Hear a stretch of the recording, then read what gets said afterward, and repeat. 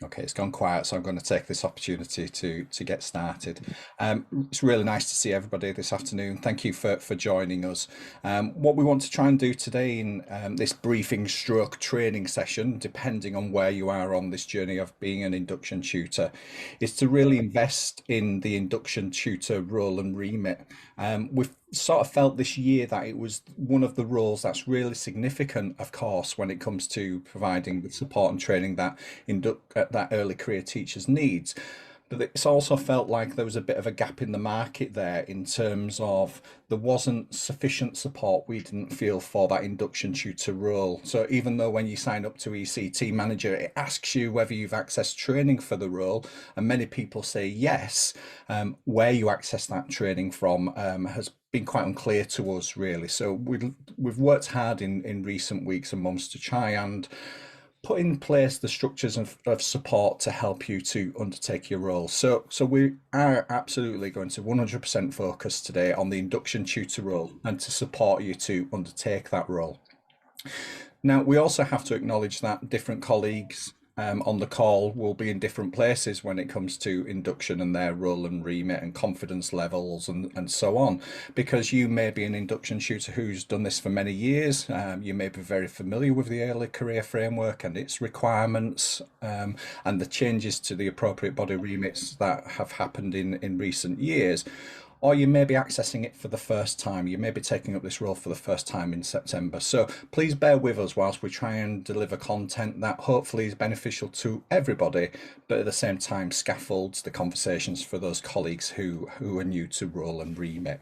As you're aware, this session is being recorded, so you can always watch it back. But as I'll go on to discuss, we have some further support available for you to draw upon in your own time.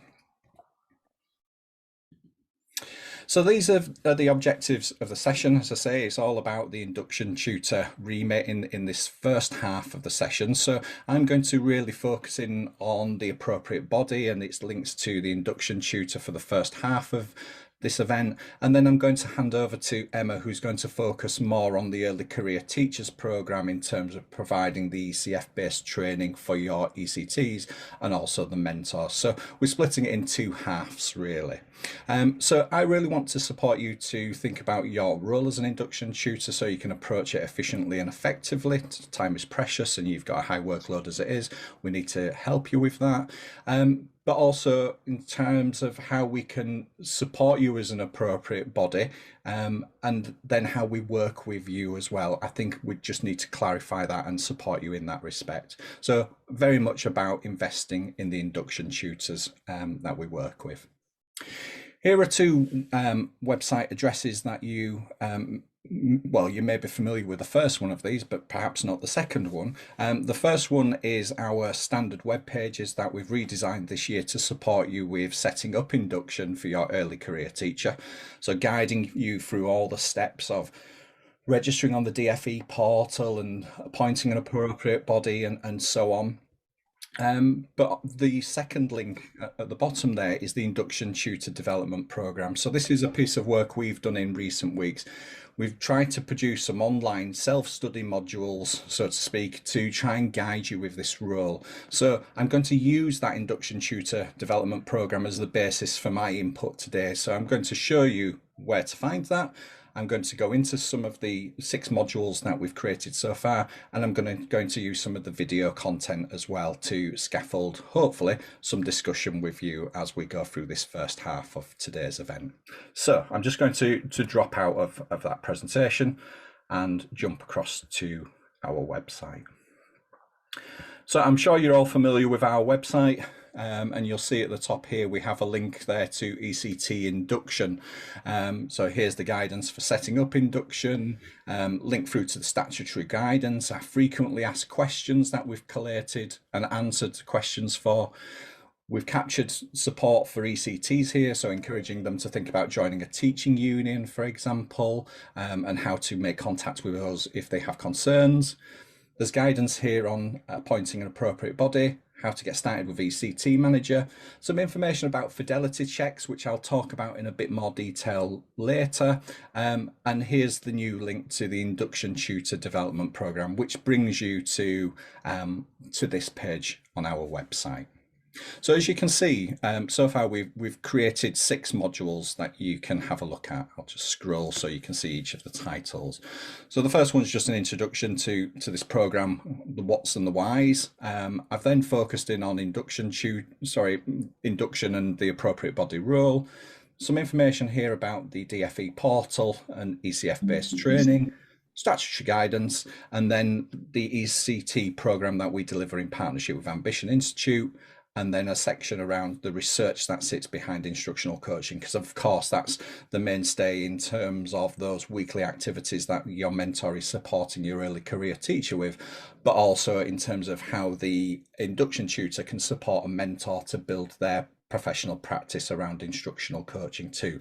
So what we have here is the research behind instructional coaching, which complements the support we're already putting into Bradford in terms of the opportunity area investment in the instructional coaching offer, on top of the support that we provide through the early career teacher program as well.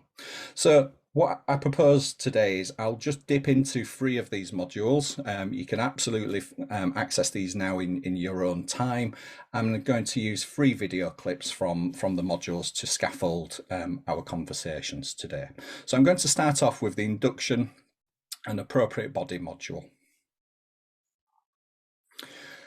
So what you'll find on here, just some introductory text, not a huge amount. In this instance, the focus is on a video clip that I'm going to play you. Each of the video clips in the program that we've created typically are no more than 4 minutes in length. So they're typically between 3 to 4 minutes. And I think this first one is just under 3 minutes. So just to introduce that role of introduce the idea of induction and the appropriate bodies remit in this context, linking it to the induction tutor's remit, I'm just going to play you this video.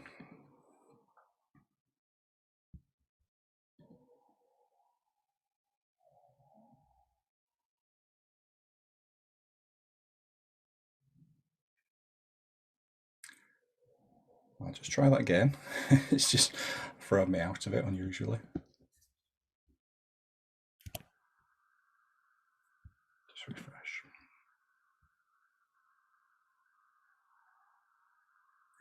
You may have seen this formula on our website. Schools must have all 3 elements, ECF-based training, an appointed appropriate body, and the ECT statutory entitlement in place for induction to commence. If any one is missing, the school is not fulfilling its role or adhering to national policy. In relation to the following slides, the majority of the key actions and processes are undertaken by the induction tutor. These 2 bullet points are vitally important. Induction cannot commence unless the school appoints an appropriate body. The appropriate body will need to approve your plans for induction before induction can commence. In the academic year 2020-2021, many schools across the country registered their ECT and mentor for ECF-based training and assumed this also meant an appropriate body was in place or that an appropriate body wasn't needed. These schools received an email from the Department for Education later in the year to inform them of this oversight. In some cases, it resulted in a term of induction not counting towards induction. Although it may be possible to reduce the ECT's induction towards the end of the 2-year induction to compensate for this, if the ECT is making strong progress, it means aspects of their entitlement, such as the 10% reduction in their timetable during year 1, carry over into a second academic year. The DFE understands that there was much confusion in the system at the time of registration, and there has been a degree of flexibility, especially if there was less than a term when an appropriate body was not in place. But going forward, schools are expected to meet all the registration requirements in full. Induction cannot commence until the appropriate body approves your plans for induction. This covers how you will provide ECF-based training and provide the ECT with their statutory entitlement. Our ECT Manager registration form, which includes initial induction check questions, is the basis for this decision. Schools will often experience delays in the registration being approved if the ECT has not yet gained qualified teacher status from their ITT provider. We usually receive notification of this in July. The cost of the appropriate body service to schools should not generate a significant profit for the provider. They should cover the costs of providing the service. Where fidelity checks are not required for the provider-led ECF-based program option that does not involve the school designing aspects of the program themselves, costs should be low. Where fidelity checks are needed before induction commences, costs will be higher.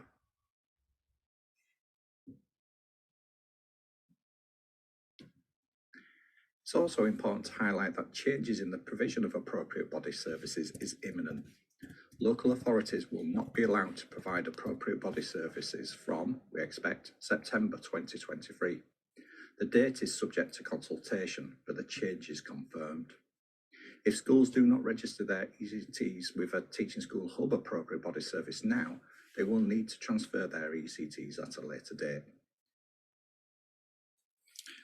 Okay, I'll stop the video there because that's just a reminder to access our further guidance on our website. So before we skip on, I'll just pick up on a couple of those points and absolutely encourage you just to raise your hands as well if you've got some questions to ask about anything that we've covered there. First of all, the costs. Our costs for our service are published on our website. They tend to be low, so we charge £40 per ECT per term if they're accessing the ECF-based training through our service. But the costs also can increase quite significantly if schools opt to move away from that DFE-funded offer that 97% of schools access. So, the more of the content that you have control over in terms of delivering yourself or designing yourself, the greater the costs are associated with that service. I then wanted to just pick up on those phrases that I used around induction checks and fidelity checks. So induction checks are just basic checks. So when you fill in the registration form on the ECT manager, for example, it asks you, are you providing a reduced timetable for the early career teacher? Are you providing them with a mentor who has qualified teacher status, and so on? So they're just basic induction checks, just to make sure you're going to put the right things in place. And then of course during the academic year we can come back to you and just double check those things are in place. And recently those people who already access our service will have seen that we've published a series of online forms for different players within the system, induction tutors, ECTs, just to ask them how things are going and are they getting their entitlement and so on. Fidelity checks are more complicated. So this is absolutely about those schools that decide not to use the DFE funded provider-led ECF-based training. So if you decide to use what was referred to as the core induction program, so these nationally produced materials, and then add your own content to that, or if you decide to design the program 100% yourself and provide the mentor training program yourself and so on, then fidelity checks are needed. And as I say, if you design more of this yourself, then more fidelity checks are required. So you can't have your induction signed off for your early career teacher until your rigorous curriculum planning for the program has been submitted to the appropriate body for approval and sign off. So it does increase workload for the schools if you move away from that DFE provider-led option. So fidelity checks, they're not needed if you're doing the DFE funded program. If you move away from that, they are required. Induction checks are required by all providers, but they're just light touch. We just want to check the ECTs getting their entitlement. And final thing, just to briefly mention, is I spoke about the change of role in terms of local authorities no longer being appropriate bodies. There is a consultation that's live at the moment that the Department for Education has launched. The point that local authorities will stop providing these services isn't part of the consultation. That's a decision the department have made. It's just when that change is implemented, that's up for consultation. So September 2023 is the likely date. So I'll just pause there and again encourage you just to raise your hand if you have any questions or to put something into the chat, and I'll try and field that question for you.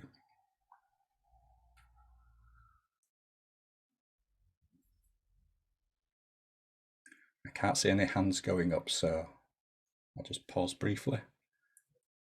Feel free to come off your microphone to your microphone as well to ask a question if you prefer. Okay, so I'm going to drop back from that module and let's try and focus in on some of the ECF-based training options and using the DFE portal.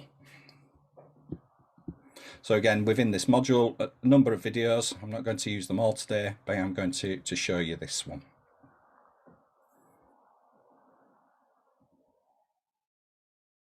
For the academic year 2022-23 and beyond, the DFE are managing ECT registrations for the ECF-based training centrally. We think this is a positive step as it keeps schools in control of their record keeping and reduces the number of steps and processes schools have to take to get training set up. In a new annual exercise, the induction tutor should log on to the DFE portal using their email address. Should the induction tutor leave the school or somebody else takes up the role, schools can change the contact details on the DFE portal. Annually, you should tell the Department for Education whether you envisage appointing an ECT for the coming academic year. If circumstances change, for example, you've stated you don't envisage appointing an ECT but you receive a latent resignation, you can update this record on the portal. If your status is active, then you will receive emails about induction from the DFE. If it is not, you won't.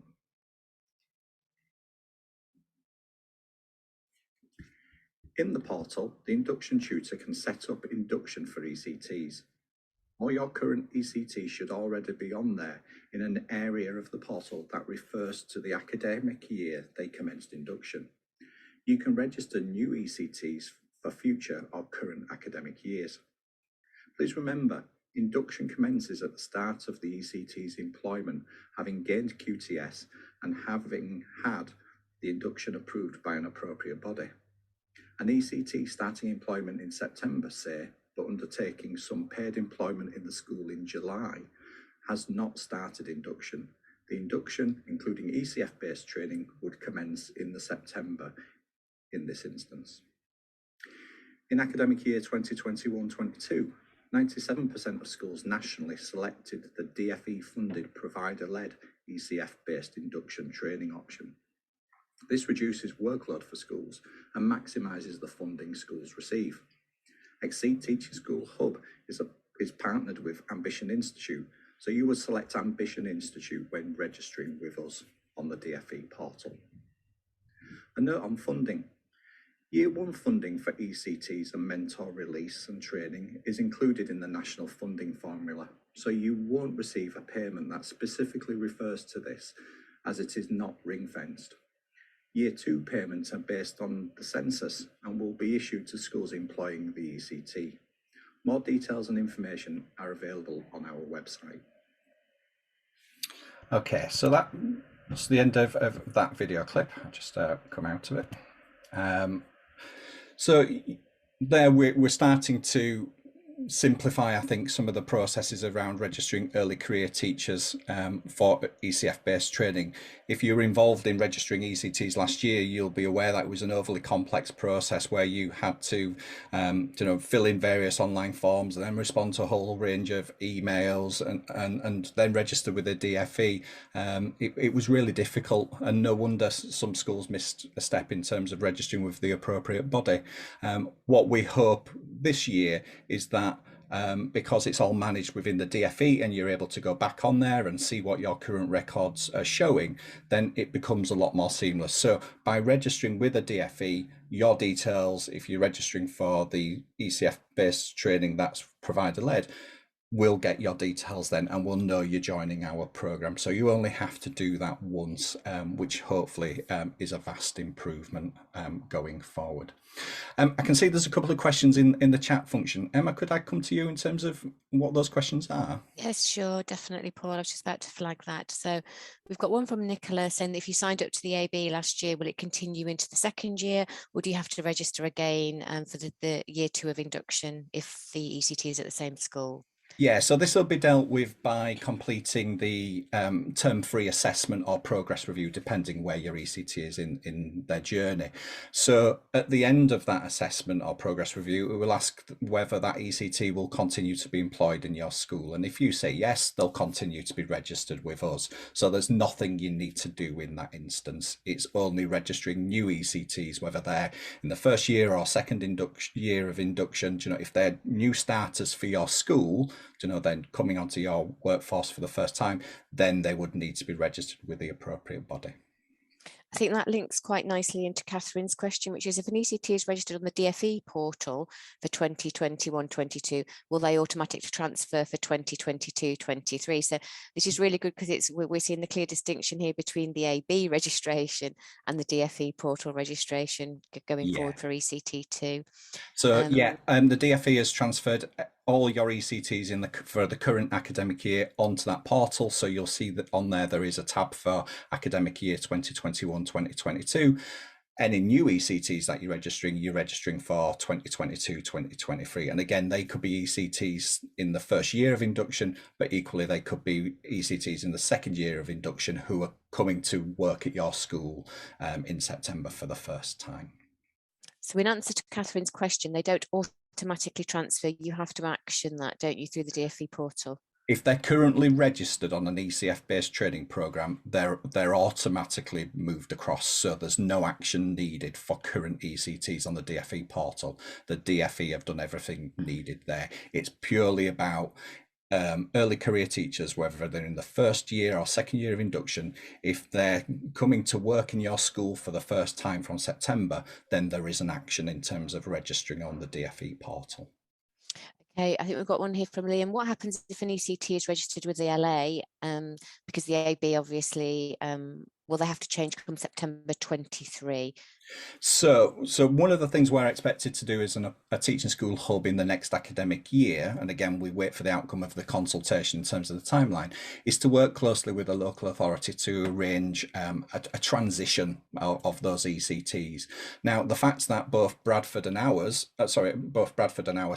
for example, use ECT Manager makes that a much easier transition. You know, we have a good relationship with the local authority, and you know, transferring ECTs across to us is not painful.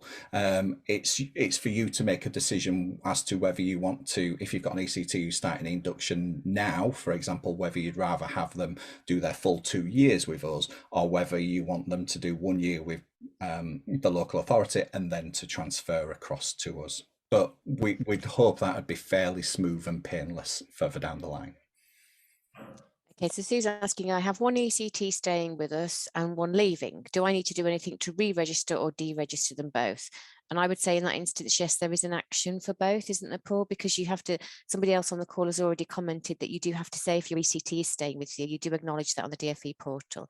And equally, if they're leaving you. So if they're staying with you, you don't need to do anything. You know, everything's already in place for that ECT. They should just continue. If you have a new one, that's where they need to be registered with an appropriate body and on the DFE portal. Just to clarify, somebody on the call, which I think is interesting here for us as well, Paul has said that the DFE, and I've heard this as well from another colleague, did ask me to confirm my ECT is continuing with us. Would that person mind just coming off mute and explaining if that's okay? Sorry, there's no name. It just says hi. Hello. It's Nicola from 5 Lanes. Lovely. Just when I got the email from the DFE, it did ask me about have I got any new ACTs as of 2022-23, but it did have the details of my previous one and asked to confirm that they will be continuing. So I did have to action some points in that kind of questionnaire that they sent through. Okay, I've got to say we are coming across a number of emails from the department that we have no context to. So I don't know if it's to do with some local authorities already withdrawing from the appropriate body sector, and therefore the DFE are starting to ask some questions around, you know, what's happening with this ECT. You know, are they still continue to access ECF-based training? You know, will they be with an appropriate body? I'm not quite sure really what's happening. So we might have to to go away and ask the department some questions directly about this, because although we meet with the DFE on a regular basis and their digital teams come and talk to us, for example, about these forms, nothing like that's come up to us. But be really appreciative of colleagues forwarding the emails on to us so we can see them, and then we can approach the DFE directly and ask some questions. But our understanding is that current ECTs, no actions needed so long as they're registered with an appropriate body and on the DFE portal. That should be smooth. It's only if you've got new ECTs coming along where action is needed, or perhaps, as we may explore further down the conversation, if you're changing a mentor or changing an induction tutor, there is some action there, but we're going to communicate something out to schools that are working with us in the next couple of days in regards to what to do about that. Okay, Paul James is asking, we're interviewing a new ECT for a 1-year maternity cover post next week. Should we be providing ECT support for that person whilst they're on the temporary contract? Yes. So long as, even if a teacher is working with a supply agency, if they're on long-term supply of more than one term, then they should be accessing ECF-based training and support. And that's one of our frequently asked questions you might want to have a look at too. And they should also be registered with the appropriate body as well. Indeed. Yes, thank you. I think that's all of the questions. Okay, so we'll skip on because I'm very conscious of time and I need to give Emma some time to talk as well. So I'm just going to pick up on the statutory guidance. The statutory guidance is the go-to reference point for induction. It's something you as induction tutors need to be familiar with, but equally your head teacher and governors should also be familiar with it as well. So let's just very briefly have a look at this, and we'll particularly focus in on what to do if you have concerns about an early career teacher, or if they have concerns about their entitlement.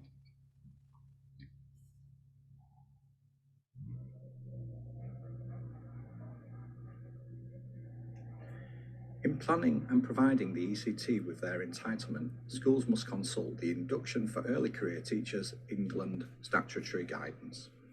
It sets out what the school must provide, such as a reduced timetable for the ECT, 10% in year 1, 5% in year 2 of induction, a mentor with qualified teacher status to support them on a day-to-day basis, opportunities to observe more experienced teachers, ECF-based training, and regular observations by the induction tutor to inform the progress reviews and assessment the induction tutor prepares.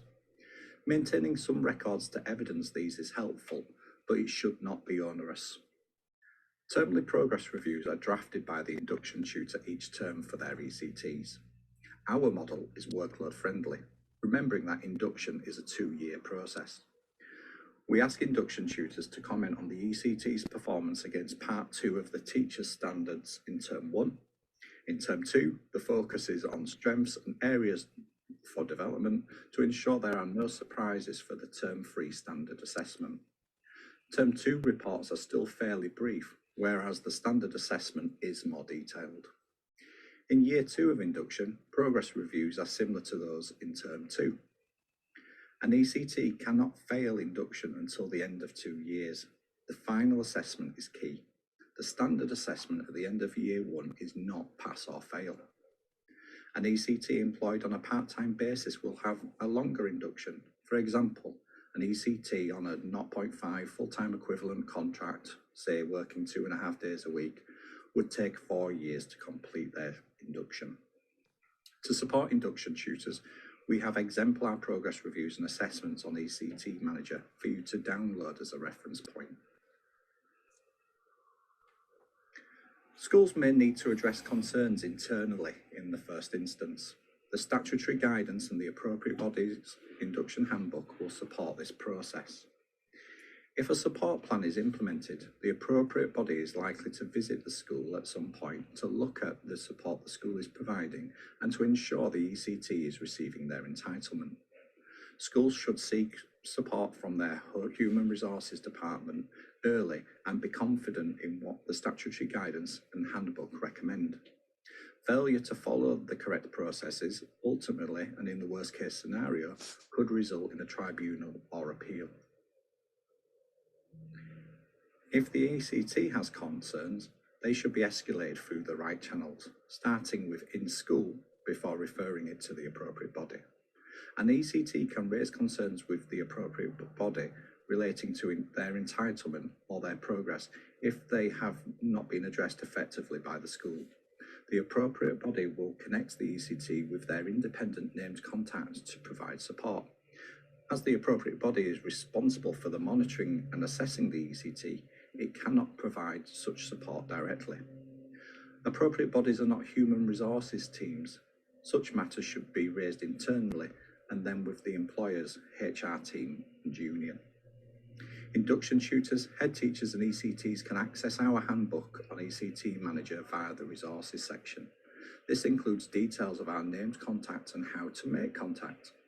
We also have a dedicated page of support for ECTs on our website. We encourage all ECTs to join a teaching union.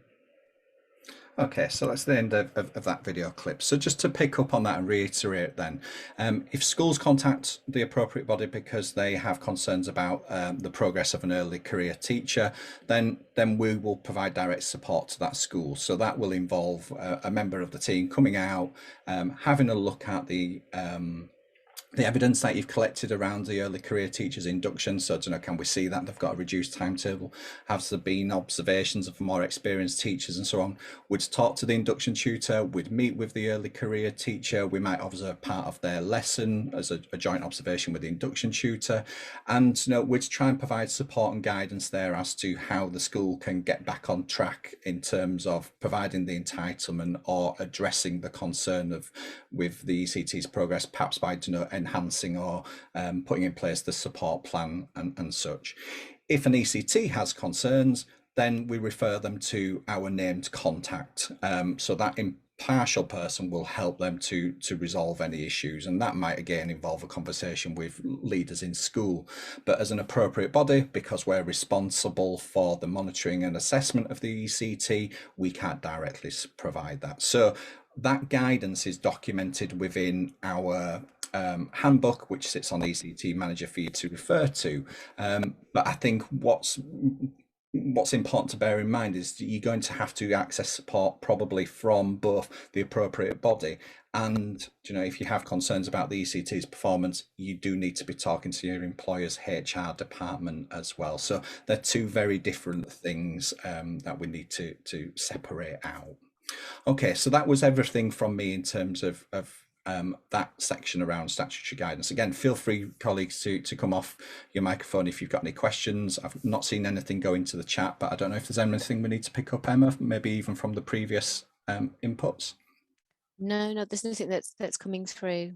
Okay, great. So just to signpost you again back to, if you go to our website and go to the Induction Development Programme, you can access those videos. You can access more videos and there's more information. There's future events that we're signposting. We hope you find that really useful in supporting your role and having an easy to access go-to place for further support. So I'll stop talking at that point, Emma. I'll stop sharing and I'll hand over to you. Thank you, Paul. Thank you. Once you stop sharing, I shall begin. Oops.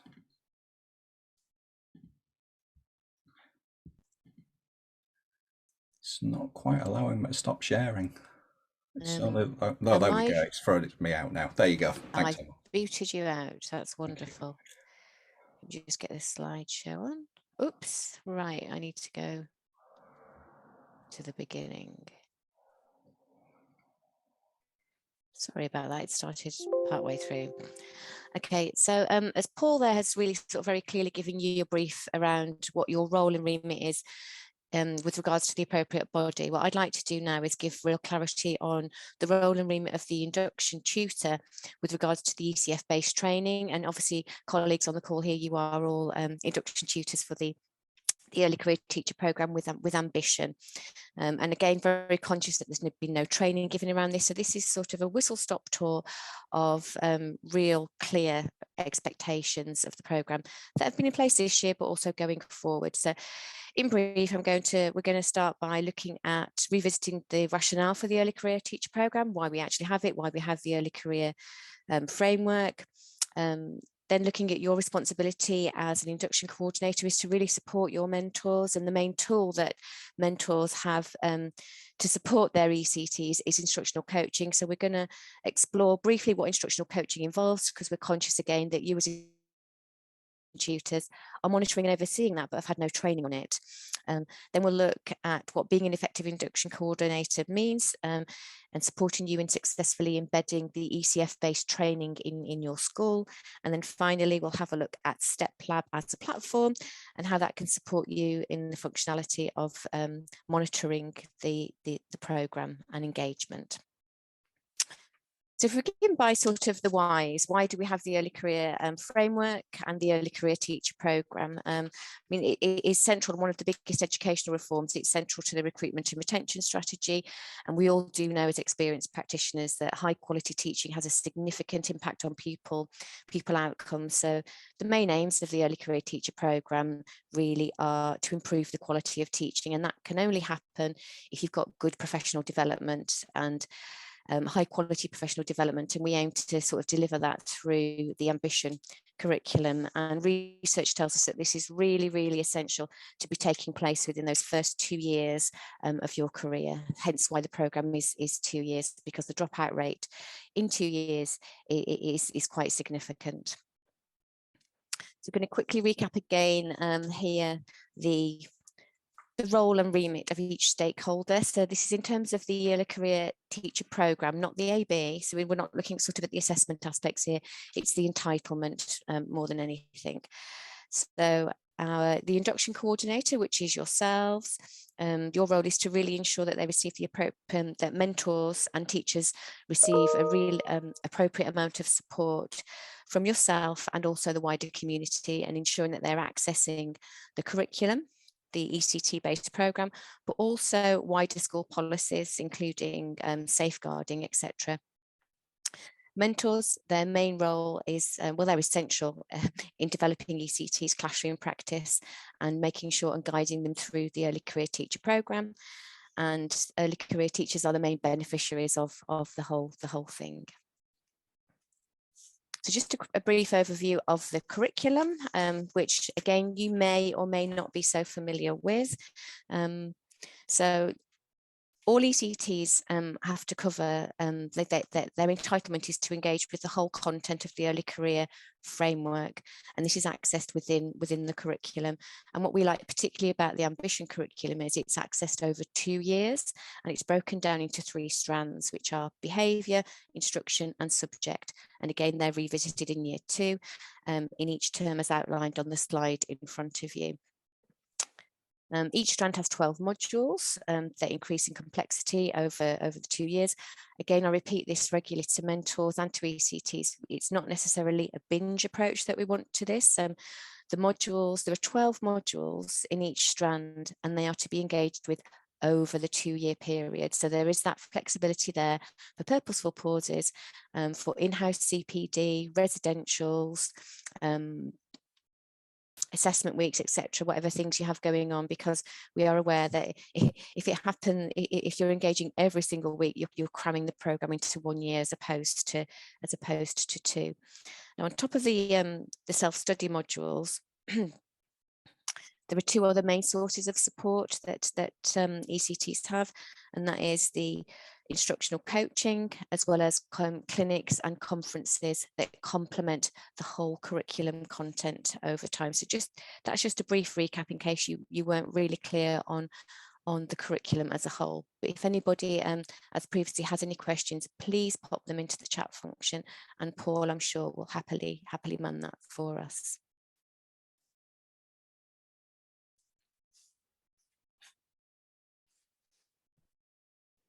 So just so you're clear on what your mentors and teachers should be doing, each week your teachers have 2 things to do to build their expertise through engaging with the curriculum, and that is to engage with the self-study content by watching a video, reading an evidence summary and completing a quiz, all of which are hosted on Step Lab.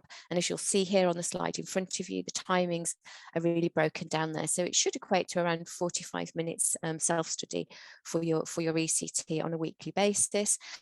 and your mentors should meet with your early career teachers for at least 45 minutes a week, with the main focus for around 30 minutes being in an instructional coaching session, where they'll be sharing feedback with ECTs on their last action step and provide a modelled demonstration of what the action step should look like in perfection, and giving them opportunities to practice through that the feedback section of the instructional coaching cycle. I think an important thing to note here is that the time doesn't have to be in the school day. There is funded time allocated for your mentors to be doing this, particularly as you've opted into the DFE fully funded option. And I think it's important to note that it is up to you within your school, local leadership level, and whether this takes place either by a reduced timetable or outside the school day, as long as it is happening is the main thing. And year 2, which many of you will be going into, and a lot of your mentors would have received training on this. Just to remind you that, again, it is a 2-year programme, and so that next year instructional coaching will take place on a fortnightly basis. And again, there is protected funding for mentors, so you can ensure that that is taking place as an additional 20 hours across the academic year, and that your teachers will receive a 5% reduction in timetable, and again, that is funded. In year 2, it's expected that your early career teachers will complete any outstanding modules, or even indeed revisit some that you or your mentor feel are a priority for them moving forward in terms of their professional development. I think it's important to note here that your ECTs will be receiving new classes next year, potentially new year groups. So going back to some of the behaviour strands might be quite important to revisit some aspects of the curriculum as they embed new routines again. And a big focus in year 2 again for ECTs is that of self-regulation, and mentors will have received training on this in terms of how to support mentors to analyse their own practice and self-identify areas to work on themselves. Okay, so we're going to swiftly move on to now instructional coaching, which this is at the heart of the ECT programme. So we're going to explore this in a little more detail so that you have a clearer understanding of the process and how best to support your mentors in schools and with this being implemented successfully, because we do realise that this again is a shift in culture and a shift in landscape to how ECTs or NQTs of old would have been mentored previously. So as you'll see on the screen here, I've outlined just in detail for you a recap of the role of the mentor.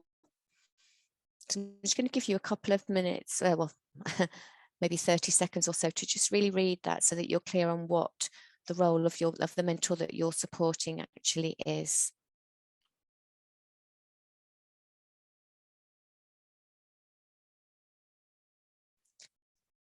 I think what's important here as well to bring your attention to is having that flexibility and autonomy for your mentors to adapt Ambition Institute's resources to reflect the context and needs of your particular ECT. So it's not one size fits all.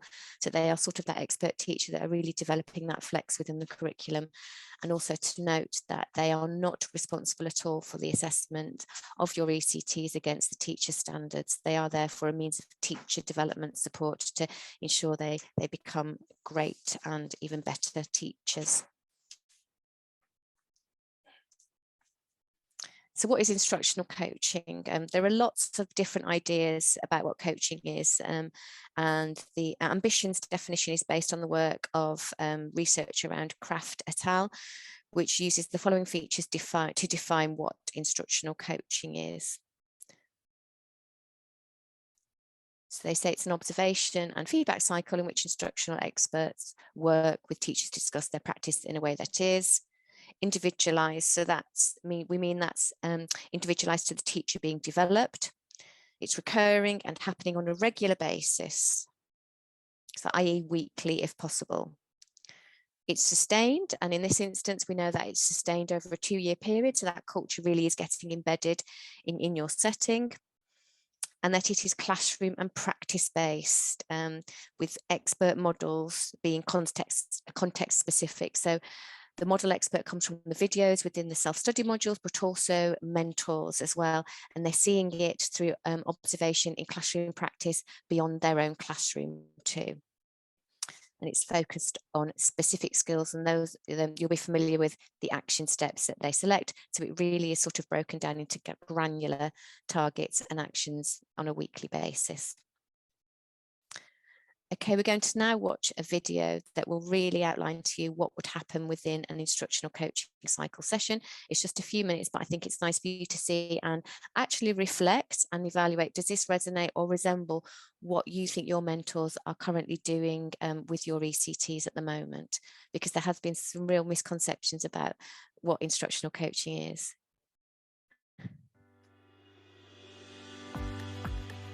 You might have heard that instructional coaching is one of the most powerful forms of professional development available for teachers. But what exactly is it? Let's do a quick run through. Instructional coaching involves one teacher working with another teacher to help them take small, personalized steps to improve their practice. Instructional coaches help their teachers to get better by doing two things on a regular basis: identifying an area for improvement, usually based on a short observation, providing teachers with opportunities to practice and get feedback on their improvement. In the observation phase, the coach will often drop into the teacher's lesson for about 15 minutes. This is a chance to see how their teacher is getting on and identify the next best small step for them to work on. Instructional coaching is about developing teachers, not judging them. In the feedback phase, the coach and the teacher get together for a structured meeting lasting about 30 minutes. During this time, the coach leads the teacher through 3 activities designed to help them improve. First, providing the teacher with praise on any progress they have made. Second, agreeing the next best step for them to work on before modelling the step to help the teacher develop an understanding of what good looks like. Third, helping the teacher to plan and practice their step exactly as they'll use it in their classroom. During practice, teachers often rehearse their step multiple times, with the coach giving balanced feedback between each attempt. Practice in this low-stakes environment allows teachers to focus all their attention on improving so they can master their step before taking it to their classroom. Instructional coaching doesn't just have to focus on what teachers do within the classroom. It can also be useful for improving things such as lesson planning. The coach then books in some time to observe the teacher using their step, and the cycle starts again. So there you have it, instructional coaching in a nutshell.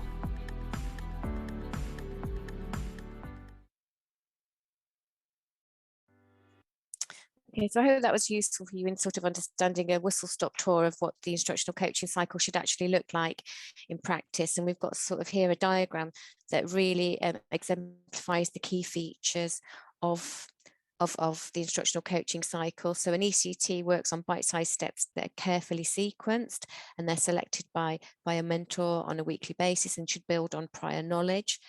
And the role of the mentor here is to observe the ECT, teach and use professional judgment in combination with the curriculum sequence to select a new action step for the ECT to work on. I think also what's important here to point out is the role of the mentor being that live model of putting the theory into action and context. So they are actually exemplifying what that should look like, and that helps build the ECT's mental models, and then encouraging them to practice it within the coaching cycle. So there is sort of a lot of role play element here, but it can be through professional dialogue too. It's whatever works for your mentor and ECT. As well, but having the opportunity to practice in a low stakes environment is really, really key, and research shows us that that helps embed and change habits that actually stick moving forward. So I hope that's given you a broad overview of what instructional coaching is and should look like in your setting. So now we're going to move on to the next aspect, which is a bit about you being in your role. How can you be as effective as possible in terms of the implementation of the early career teacher program? So you need to have a really strong understanding of the mentor role and how to support them effectively to do their job. So on this first slide here, I'm just going to give you a few seconds really to read through that.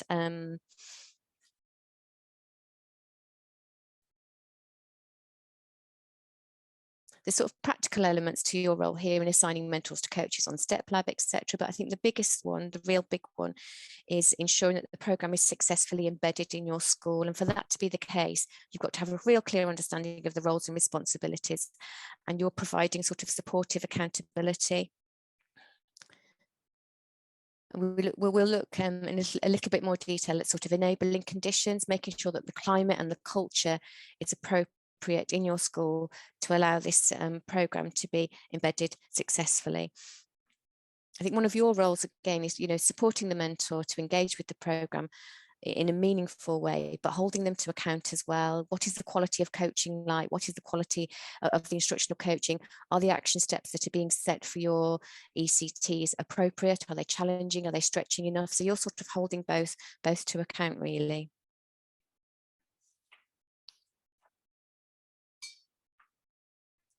So I'd like to bring your attention, I think, to the EEF implementation guide at this point, because as an induction coordinator, you can really help to ensure the culture and environment within your school is ready for implementation to happen. And this has to be done really through enabling conditions. And I think if we think about implementation, which I'm sure you're all really familiar with, it's not a one-off event, it's actually a process. So I've got an extract for you that I'm not going to get you to read now, but I'm going to email it out in addition to the recording of today's session, that will really help you to sort of stop, reflect and think about the conditions in which you are implementing the programme in your school.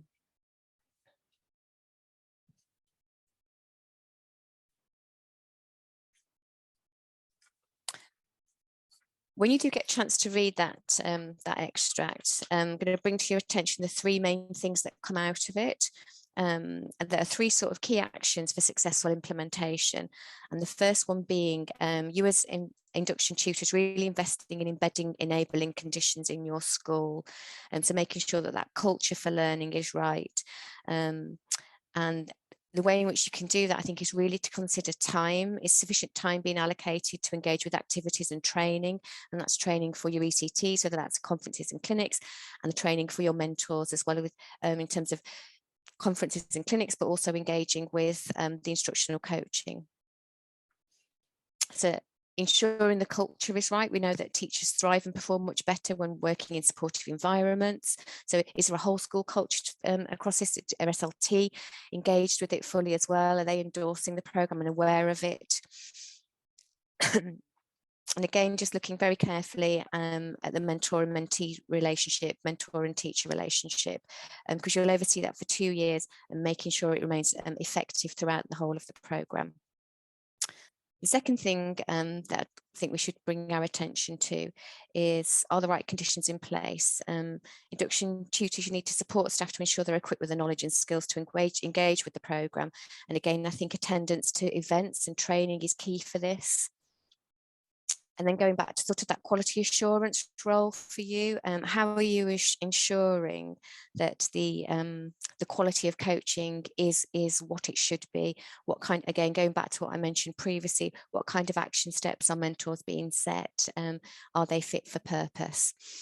And then 3, the final one is to track and monitor the implementation, and we can do that through StepLab, through conversations and through observations, because you will need to track and monitor how the programme is being embedded and what the engagement is like in your school. And that takes us quite sort of nicely onto the final bit shortly, where we will look at the use of StepLab that can support you in that. So the 3 questions here I think that you need to consider when monitoring teacher engagement with the programme. So I'm just going to give you a couple of seconds to read over those and reflect. Are these happening in your school on a regular basis?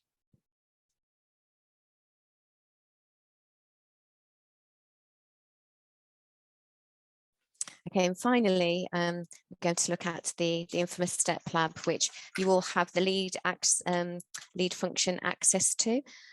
So this platform not only supports mentors in coaching, but also supports you to track and monitor engagement and progress with both ECT and mentor. So we're going to watch a short video now, which will give you an overview of the key functionality of Step Lab and how you can use it, and it can really support your role as an induction tutor.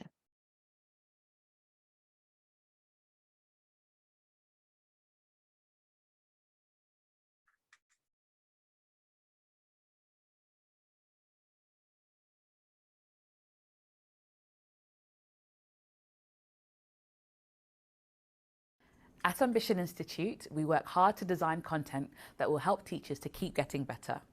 But it would be nothing without the people who deliver that content. Mentors, facilitators, induction coordinators, ECF leads. Together, you are the driving force of the Early Career Teacher programme. So alongside designing content, we are working hard to provide you with the tools that you need to carry out your role. Our goal is to make it as easy as possible for you to do a great job. Ambition Institute has partnered with an organisation called Step Lab to help us deliver the Early Career Teacher programme. Step Lab is an online platform where people involved in the programme can find everything they need to play their part. The menu bar shows the different areas of the platform. The lead section provides data about how the programme is going in a particular setting.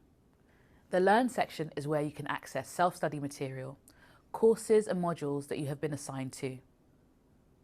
The Coach section supports mentors to run powerful instructional coaching sessions. The Manage section is for organising the programme within a setting, like assigning mentors to teachers. The Library section provides quick access to important programme resources, as well as a library of all action steps on the Early Career Teacher programme. The Support section provides guidance on both the platform and the programme. The Lead section is for induction coordinators and ECF leads. This is where you can carry out key tasks within your role, like seeing how teachers are getting on with their self-study modules and how mentors are getting on with coaching. For example, you can see how often mentors are using the platform to set action steps and explore what action steps they're choosing. It is one way of gathering information that help induction coordinators and ECF leads to see how the programme is going in their setting.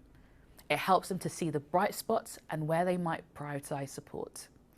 The Learn section is where early career teachers will find all of their self-study modules. Within each module, there will be content to read and content to watch. The written materials explore the underpinning theory and concepts of the programme, covering all areas of the early career framework. Videos explore what this content may look like in practice in the classroom. The Coach section helps mentors to work with their early career teachers. It provides reminders of who a mentor is coaching and when, and it helps to run effective instructional coaching by completing a short observation and a short feedback session. Step Lab combines multiple functions.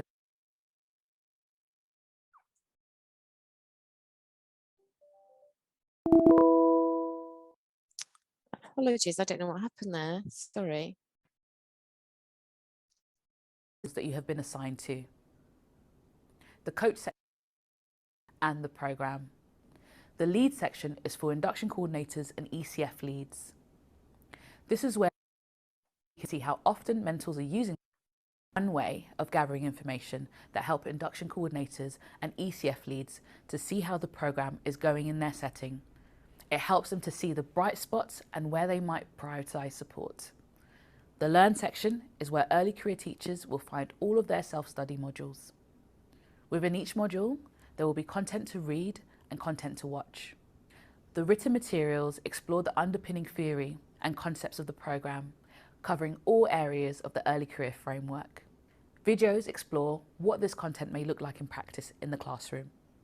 The Coach section helps mentors to work with their early career teachers. It provides reminders of who a mentor is coaching and when, and it helps to run effective instructional coaching by completing a short observation and a short feedback session. Step Lab combines multiple functions in one place.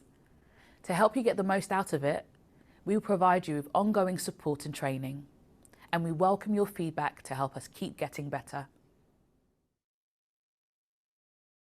Thank you, and sorry about that slight hitch there. So that's just an overview of StepLab and how you can use it. And if you're sort of not overly confident with it, we do have guidance support handbooks, but also I'd like to sort of signpost you to the support tab as well on StepLab that you have under the lead section that has a series of mini videos that can help you how to access and use the platform effectively as an induction tutor.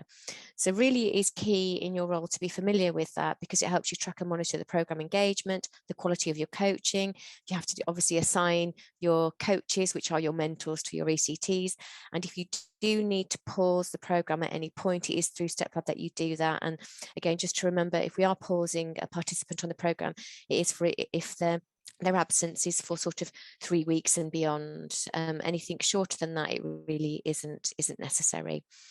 So that brings my sort of whistle-stop tour of your role and remit as an induction tutor with regards to the early career teacher programme to a close, and happy to answer any questions that you may have in the chat function, or any questions you may wish to just unmute and ask. So I've got a couple for you, Emma, but just before I do that, it's really good to just point out, we've been bouncing between terms here: induction tutor, induction coordinator. We see those terms as being one and the same. The separation is an induction tutor is responsible for all aspects of induction, dealing with the appropriate body as well as ECF-based training. The induction coordinator is typically the person who oversees the ECF-based training. But reality is, they tend to be one and the same person. So we're tending to use induction tutor primarily, but you'll see Ambition are using induction coordinator on a regular basis. So the first question, Emma, was in regards to a school has already engaged with the ECT program going forward. However, in the past, however, they have a new ECT and they have a new mentor. Does the mentor training just repeat like it did last year for this new mentor who hasn't yet accessed training? So can I just clarify, where is the ECT on the program? So there's a new ECT that's starting. New ECT. In ECT 2? No, is that ECT 1. 2 or ECT 1? Yeah, it'd be ECT 1 with a new mentor who hasn't accessed any training yet. Does the mentor training begin for them in September? Yes, it does, and the dates are already set for that. So as long as you've registered via the DFE portal, as well as the appropriate body, then yeah, you will be receiving an email shortly to sign as an induction tutor, you'll be requested to register your ECT for an ECT conference in September. All dates are set, and likewise mentor conference training for your new mentor, because again, this is a new cycle. It would be slightly different now if it were an ECT2 and a new mentor, because the mentor previously would have already had training along the way. So that was in fact the next question for you actually, Emma. So in this instance, it's an ECT2 that joins the school in September. Their mentor hasn't had any training yet. So how does the mentor get up to speed with what their requirements are? We have a mentor conference tomorrow for mentor conference 2 for ECT2. If they can attend that would be fabulous. But again, as I just sort of explained, the funding for mentors is for one mentor per ECT, and we do realise, and we have experience that mentor has changed on 1 or 2 occasions, but the funding is only there for them to be released and access the training once. That's why we're trying to reduce mentor changes if possible. But in this instance, what I would do is assign asynchronous material so that they can come up to speed, because it's a really important job that they're doing. They may have no knowledge and understanding of instructional coaching. If possible at school, there could be a handover with the old mentor supporting them. That would be of real benefit as well. But do anything like that, I think it's really important that you flag up to us or me as an ECT lead, so we can try and put some support and provision in place. So final question we have in chat. If a mentor is absent, is there any way the induction lead can step in and fill this coaching gap? Yes, they can, and we have had that happen frequently over the year, particularly with illnesses, etc. So it just means you just have to let us know, Rachel Thorpe, our administrator, and then we would ensure that you become assigned mentor and induction coordinator for a short-term period or for however long that needs to be, and then you have the functionality to carry out the coaching sessions via Step Lab. Great. And there's a question there about how do we find out about the training.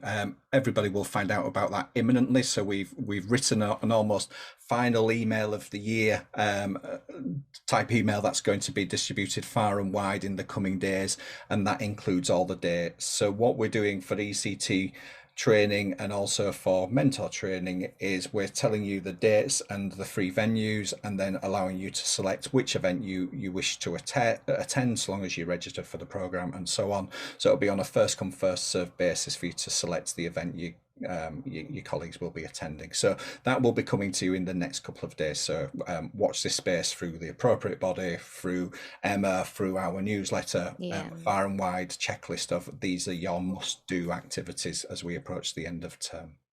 Yeah, I will be contacting induction tutors. So I will actually personally be contacting induction tutors as well, to reiterate that. Apologies, we've overrun a little bit there, but hopefully you found that useful. We will upload a recording of this onto the Induction Tutor Development Programme for you to access. As I say, that resource is already live for you to access the content that's already available, including the research around instructional coaching. That's just so exciting from our perspective, because we're seeing that now developing comprehensively through the early career teacher programme, as well as the in excess of £200,000 we've invested in that in partnership with the opportunity area. So building huge capacity there, and for you to take that forward as induction tutors, to invest in your mentors, will be a really powerful step next year. So thank you for everything you do. If we don't speak to you directly, have a wonderful end of term and a wonderful summer, but I'm sure we'll speak to many of you before end of term. So take care and thank you.